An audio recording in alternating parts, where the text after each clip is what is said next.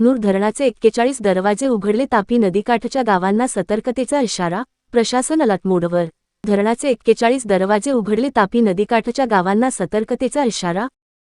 हातनूर धरणाचे 41 दरवाजे पूर्ण क्षमतेने उघडले. पाण्याचा मोठ्या प्रमाणात विसर्ग. तापी नदी सुरू. उत्तर महाराष्ट्रासह तापी नदीच्या पाणलोट क्षेत्रात सुरू असलेल्या मुसळधार पावसामुळे भुसावळ तालुक्यातील हातनूर धरणातील पाणीसाठ्यात मोठ्या प्रमाणात वाढ झाली आहे.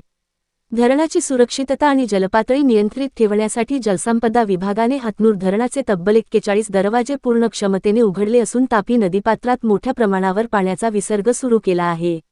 या निर्णयामुळे तापी नदीच्या पाणीपातळीत झपाट्याने वाढ होण्याची शक्यता निर्माण झाली असून नदीकाठच्या गावांना सतर्कतेचा इशारा देण्यात आला आहे.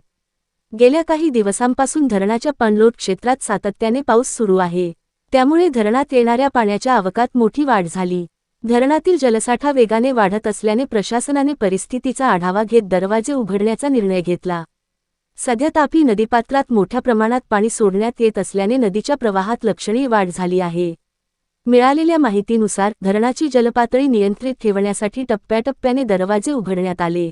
पावसाचा जोर कायम राहिल्यास विसर्गात आणखी वाढ करण्याची शक्यता नाकारता येत नाही. त्यामुळे नदीकाठच्या भागातील नागरिकांनी सतर्क राहणे आवश्यक असल्याचे जिल्हा प्रशासनाने स्पष्ट केले आहे. मनोहर लोणे, दिव्य महाराष्ट्र न्यूज, भुसावळ.